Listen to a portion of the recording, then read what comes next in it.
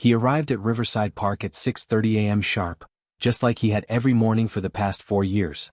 The early joggers barely glanced his way as he moved methodically between the benches and playground equipment with his trash picker and worn canvas bag. Harold Mendez wore the same faded green jacket every day, jeans with patches at the knees, and boots that had seen better decades. To everyone else, he was just the quiet park maintenance guy who never caused trouble and never asked for anything.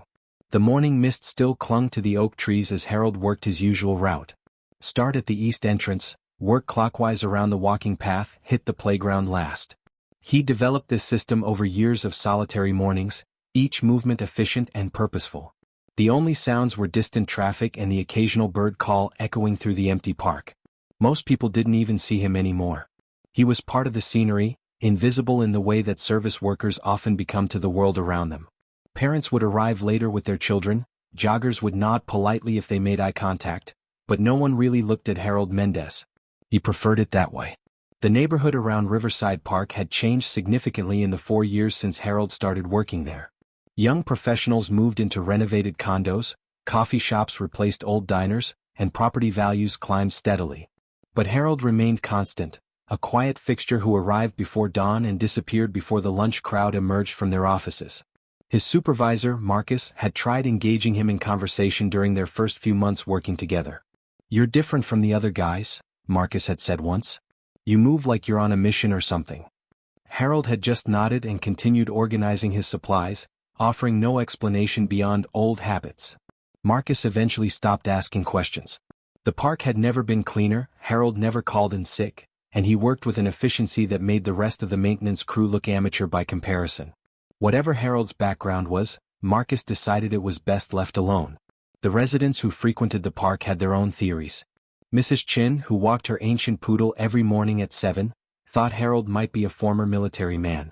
Something about his posture, she told her neighbor. But she'd never asked directly, and Harold had never volunteered information. Dr. Williams, who jogged past Harold most mornings on his way to the hospital, had noticed the precise way Harold organized his equipment, the systematic approach to his routes. Methodical as a surgeon, he'd mentioned to his wife. But again, no one had ever asked Harold about his past directly. The teenagers who sometimes gathered in the park after school called him the Ghost because of how quietly he moved and how he seemed to anticipate problems before they developed. Graffiti would disappear overnight, broken equipment would be repaired before anyone reported it, and somehow Harold always seemed to be exactly where he needed to be. On this particular Tuesday morning, Harold noticed the difference immediately. His trained eye caught details others would miss.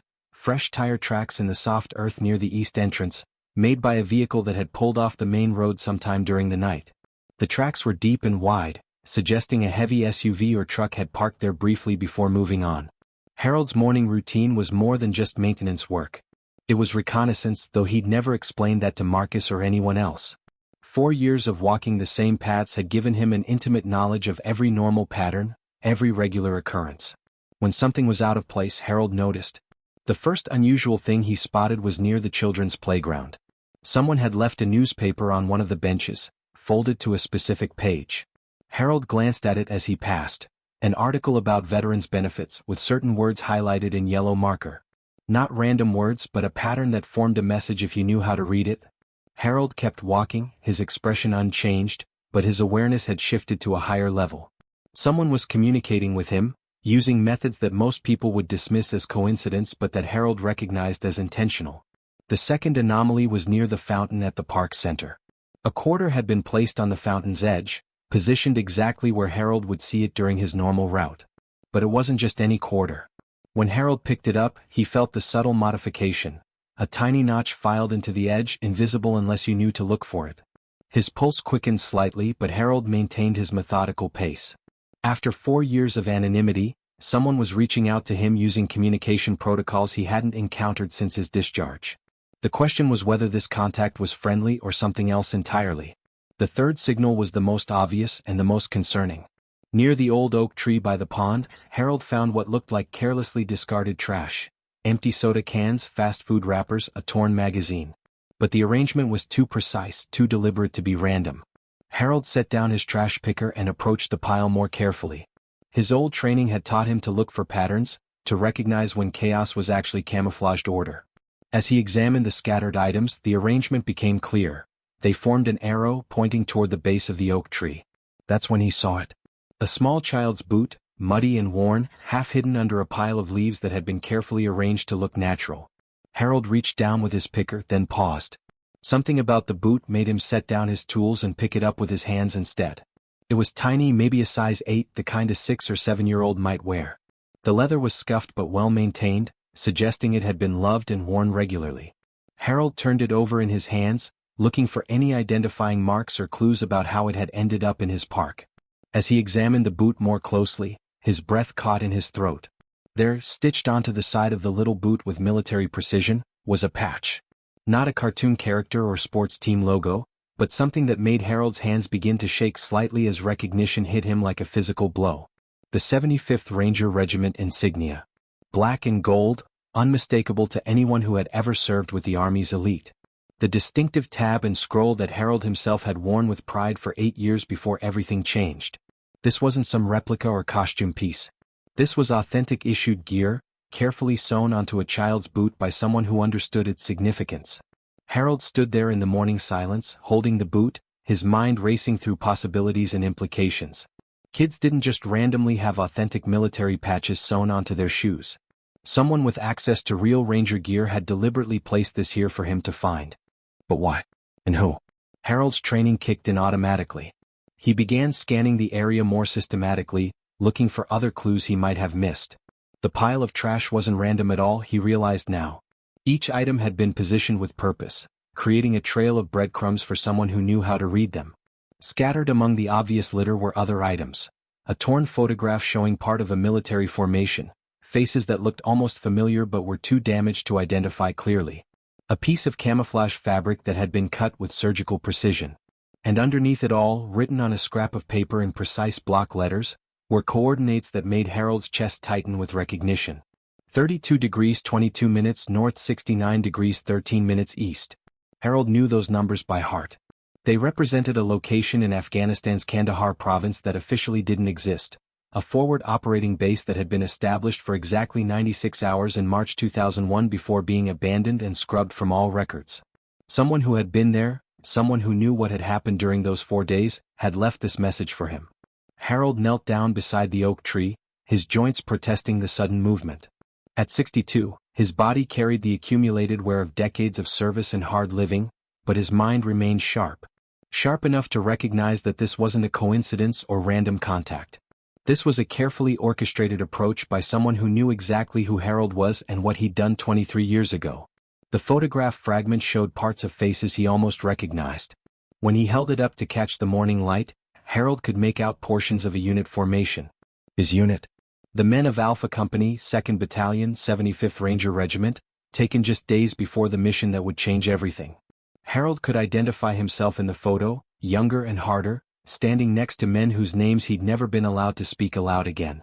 Men who had been declared casualties of training accidents, equipment failures, and administrative errors rather than heroes of classified operations that couldn't be acknowledged. The coordinates on the paper matched exactly the location where Harold had made the decision that saved 6 lives and destroyed his own career in the process. A decision that had earned him a quiet discharge and a promise that his service record would disappear, that he would never be officially recognized for what he'd done because acknowledging it would compromise ongoing operations and endanger other assets in the field. But someone remembered. Someone had kept track of him through 4 years of deliberate anonymity and careful invisibility. Harold examined the boot again, turning it over in his weathered hands. Inside, written in faded blue ink that had been protected from wear, was a name, Danny Morrison, age 7. Morrison. Harold closed his eyes and let the memory surface, something he'd avoided doing for years. Lieutenant James Morrison, barely 24 years old, married with an infant son back home in Ohio. Morrison had taken shrapnel in both legs during an ambush that wasn't supposed to happen on a mission that officially never occurred. Harold remembered carrying Morrison 3 miles through enemy territory to an extraction point, calling in coordinates that weren't supposed to exist for support that couldn't be officially requested. Morrison had been bleeding badly, fading in and out of consciousness, murmuring about his wife Sarah and his baby boy Danny back home. "Promise me," Morrison had whispered as Harold dragged him through the darkness. "If I don't make it, promise me Danny will know his daddy wasn't a coward." Morrison had lived. They'd all lived, the 6 men who had been trapped behind enemy lines when their mission went sideways.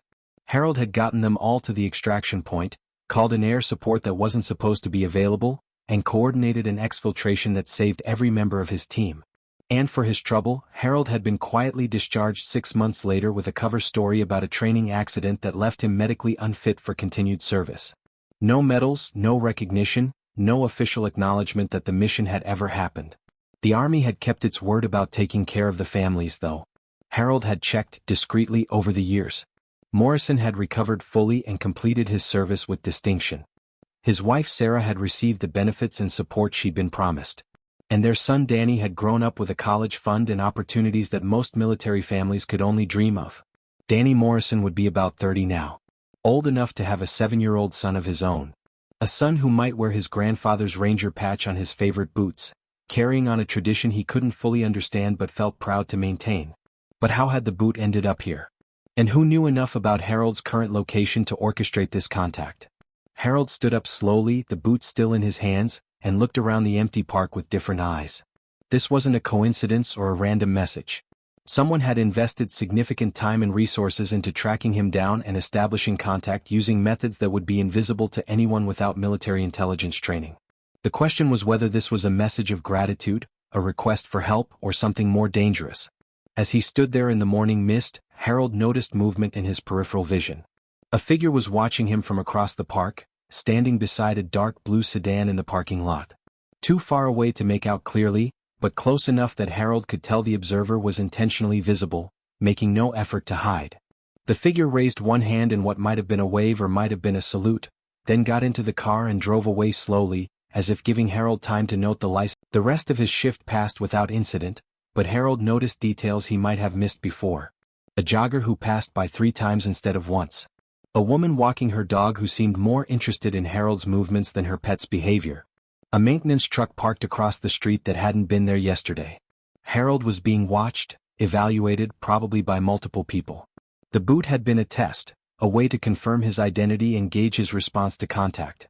Now that he'd passed whatever assessment they'd been conducting, the next phase would begin. That evening, Harold sat in his small apartment above a Greek restaurant, the boot and other items spread out on his kitchen table. His apartment was deliberately sparse, furnished with items that could be abandoned quickly if necessary. Old habits from a life that had required mobility and the ability to disappear on short notice. Harold had learned to live light, to avoid attachments that could be used against him or complicate a rapid departure. For 4 years, this strategy had worked perfectly. He'd been invisible, unremarkable, forgotten by everyone except the memories that followed him. But tonight, looking at the child's boot with its carefully sewn Ranger patch, Harold felt something he'd almost forgotten. Purpose. Connection to something larger than his daily routine of maintenance work and deliberate isolation. His secure phone sat in a drawer and used for 4 years. The device had been provided during his discharge with strict instructions. Keep it charged, keep it secure, and use it only if contacted first or in case of absolute emergency. Harold had never expected to need it. Tonight, for the first time since his discharge, Harold picked up the secure phone and powered it on. The device came to life immediately, showing several missed messages that had been queued for years, waiting for him to check them. Most were routine administrative updates, benefit information, and other bureaucratic communications. But the most recent message, received just 6 hours ago, was different. Harold, it's time. Danny wants to meet the man who saved his father's life. Tomorrow, 0800 hours, northeast corner of your park. Come alone, but don't worry, you'll be among friends. Colonel Sarah Morrison, Ret. Sarah Morrison. James Morrison's wife, now apparently a retired colonel herself. Harold remembered her from the photograph James had carried, a young woman with determined eyes and a nursing degree she'd earned while her husband was deployed. Apparently, she'd built a military career of her own while raising Danny and honoring the memory of what Harold had done for their family. Harold read the message 3 times, processing the implications. Sarah Morrison had found him, tracked him through 4 years of careful anonymity, and orchestrated this contact with military precision. The boot, the coordinates, the watching figures, all part of an operation to bring him in from the cold safely and securely. But why now? What had changed after 23 years of silence? Harold spent the night preparing, falling back on routines he hadn't used in years. He inventoried his gear, reviewed potential escape routes, and planned contingencies for various scenarios. Old training died hard, and Harold's instincts told him that tomorrow would change everything one way or another. At 0630 hours, Harold arrived at Riverside Park 30 minutes early, taking time to scan for threats and assess the tactical situation. His years of maintenance work had given him intimate knowledge of every sight line, every potential observation post, every route in and out of the area. The park appeared normal, but Harold's trained eye caught subtle differences. The jogger who usually passed at 0645 was nowhere to be seen. A utility truck had been parked strategically to block one potential approach route. And near the northeast corner where he was supposed to meet Sarah Morrison, Harold could see at least 3 individuals positioned to provide security overwatch. This wasn't just a friendly reunion. This was a military operation, planned and executed with the kind of precision Harold remembered from his active duty days. At exactly 0800 hours, Harold approached the northeast corner of the park. A woman in her early 50s stood waiting beside the oak tree where he'd found the boot. She wore civilian clothes, but her posture and bearing immediately identified her as military, current or former. Her hair was steel gray, pulled back in a regulation-style bun, and her eyes held the same determined expression Harold remembered from an old photograph. "Staff Sergeant Mendez," she said as he approached, her voice carrying the authority of command. "Thank you for coming." Harold straightened instinctively, for years of civilian posture falling away in an instant. "Ma'am. Colonel Morrison, I assume?" Sarah Morrison smiled, and for a moment Harold could see the young woman from James's photograph, the one who had waited at home while her husband served in classified operations half a world away. "That's correct. Though I retired last year with the rank of Brigadier General, actually. I've had an interesting career since we last almost met." She gestured to a bench. "Shall we sit? We have a lot to discuss." As they sat down, Harold noticed the security team repositioning to provide better coverage.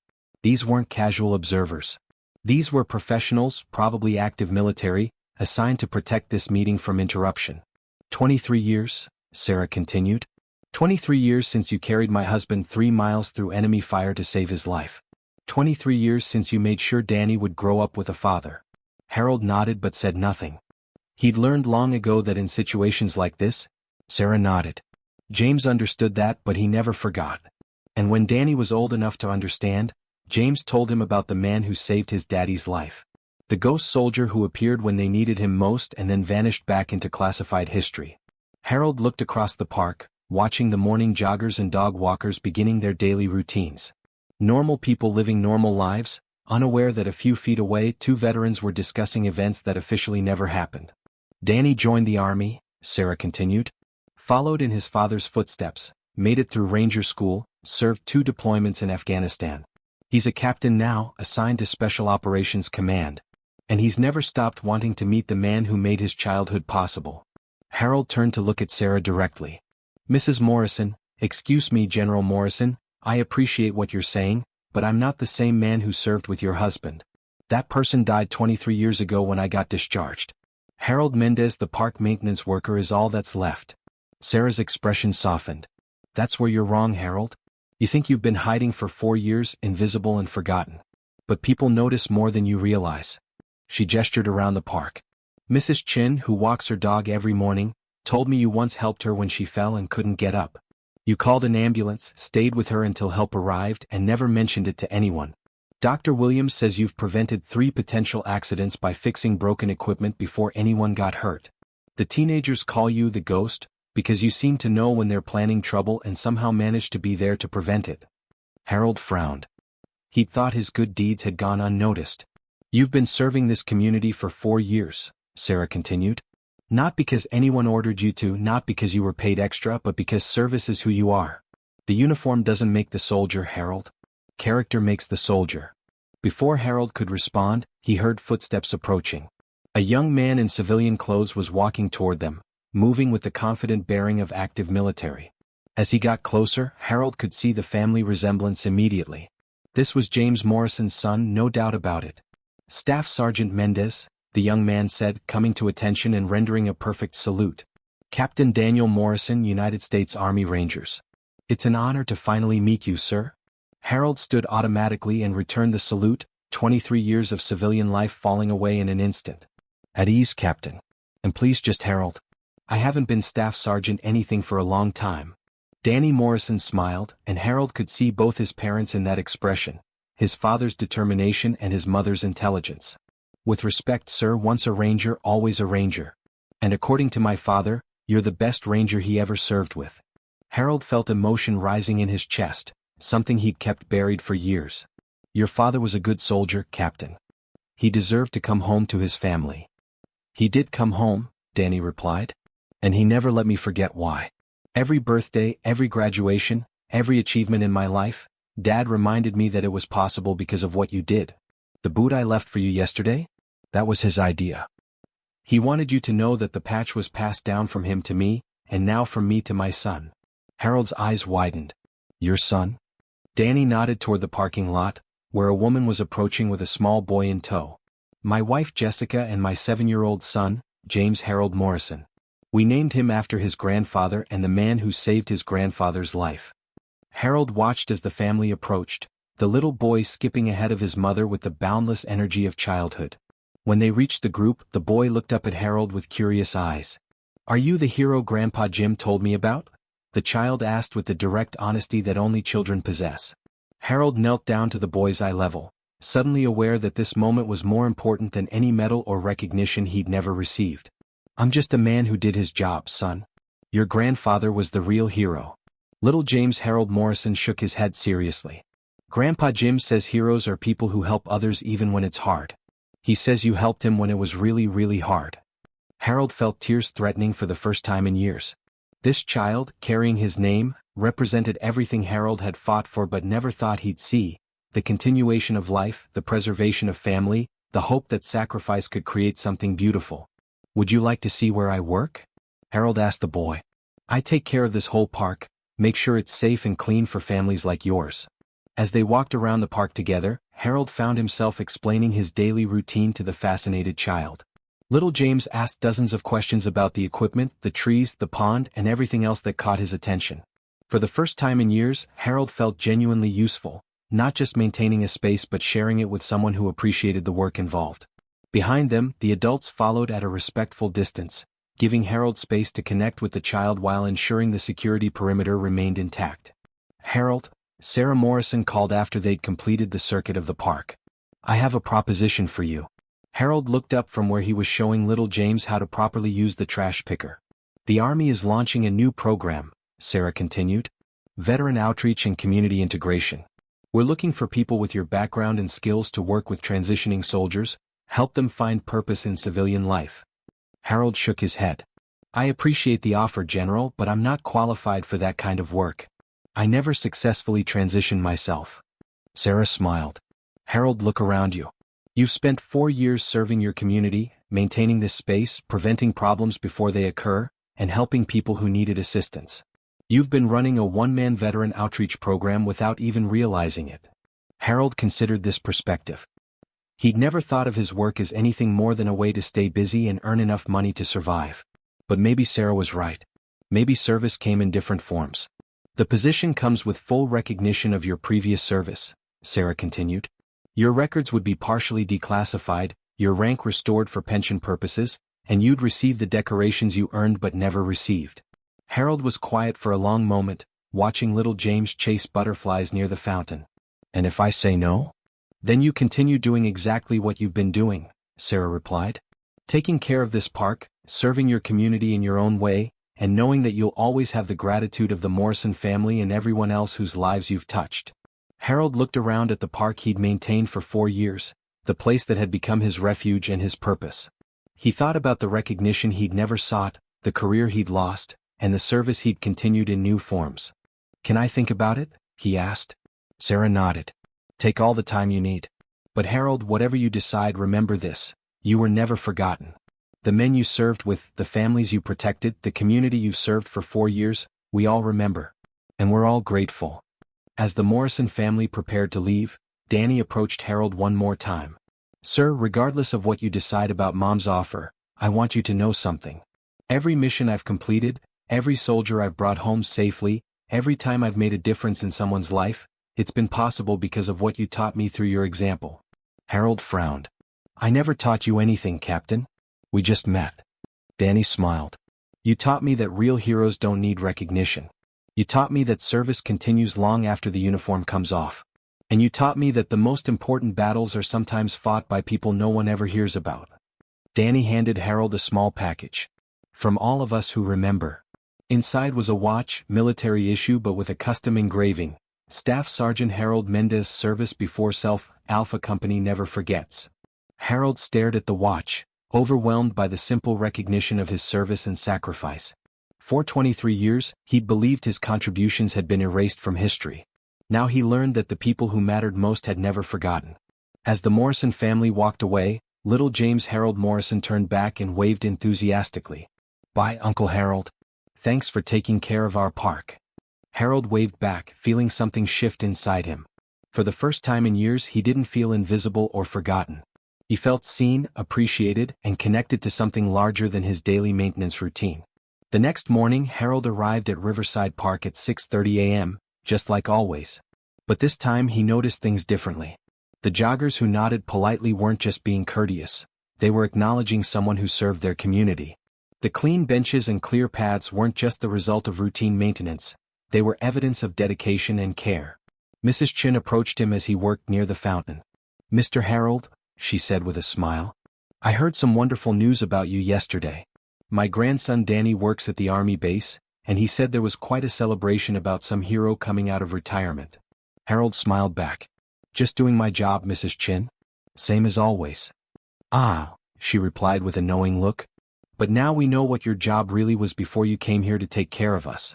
As Mrs. Chin walked away with her ancient poodle, Harold realized that his secret was no longer secret.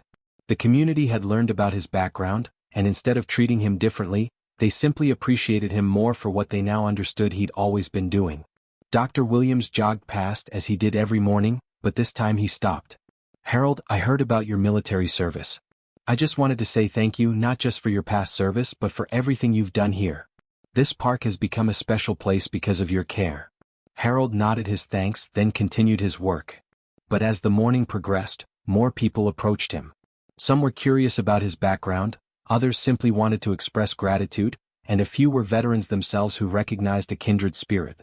By noon, Harold realized that his 4 years of anonymity were definitively over. But instead of the anxiety he'd expected, he felt relief. The burden of carrying unacknowledged service had been lifted, replaced by community recognition and appreciation. That afternoon, Harold made his decision.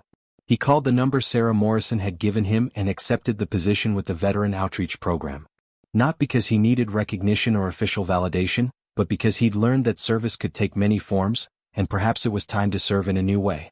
6 months later, Harold stood before a group of recently discharged veterans, men and women struggling to find their place in civilian life. He wore a simple uniform with his restored rank and the decorations he'd finally been allowed to accept. "Transition is hard," he told them. "I know because I've been where you are. 4 years ago I thought my service was over, that I was invisible and forgotten. I was wrong." Harold gestured toward the window which looked out over Riverside Park. "Service doesn't end when you leave the military. It just changes form. Some of you will find new careers, some will start families, some will volunteer in your communities. But all of you will continue to serve because service is who you are, not what you do." One of the veterans, a young woman recently discharged from the Marines, raised her hand. "Sergeant Mendez, how do you know we'll continue to serve? What if we just want to be normal civilians?" Harold smiled, remembering his own desire to disappear into normalcy. "Because service isn't something you choose, Marine. It's something that chooses you. And once it does, it never really lets go. The question isn't whether you'll serve, it's how you'll serve, and whether you'll recognize the service when it happens." After the session, Harold walked back to Riverside Park, where his replacement was learning the maintenance routine. Harold still came by most days, not to work but to visit the place that had given him purpose during his years of hiding. The park looked the same, but Harold saw it differently now. It wasn't just a refuge or a hiding place. It had been his assignment, his post, his way of continuing to serve when he thought his service was over. As he sat on the bench where he'd first met Sarah Morrison, Harold reflected on the strange journey that had brought him from active duty to discharge to anonymity to recognition and finally to a new form of service. Sometimes the most important battles are fought by people who think they're invisible. Sometimes the greatest service happens when no one is watching. And sometimes the heroes who matter most are the ones who never think of themselves as heroes at all. Harold Mendez had learned that service comes in many forms: carrying wounded comrades to safety, maintaining a community space with dedication and care, or helping other veterans find their way in civilian life. The common thread wasn't the uniform or the recognition. It was the commitment to something larger than yourself. As he walked home that evening, Harold passed little James Harold Morrison, who was playing in the park with his friends. The boy waved enthusiastically. "Hi, Uncle Harold. Dad says you're teaching others." Some stories don't end with parades or medals. They end with quiet recognition, renewed purpose, and the understanding that service is not a job but a calling that continues throughout life, changing form but never truly ending. Harold Mendez had found his way home, not to a place but to a purpose. And in serving others, he discovered that he'd never really stopped being a soldier, he'd just learned new ways to serve. So now I ask you, have you ever encountered someone whose quiet service went unnoticed until a single moment revealed the depth of their sacrifice? Someone who served not for recognition but for duty, whose story only came to light when someone else decided it was time to honor what had been hidden. Share their story in the comments below, and subscribe to the Human Stories for more tales of silent heroes whose service deserves to be remembered. Because at the Human Stories, we believe the most powerful stories are often the ones told in whispers, carried by those who understand that true honor doesn't need fanfare, it just needs to be witnessed. Thank you for watching, and until next time, remember, if you see someone working quietly in your community taking care of the details others overlook, look a little closer. You might be standing next to a hero who's been hiding in plain sight, waiting for someone to notice that service never really ends, it just finds new ways to make a difference.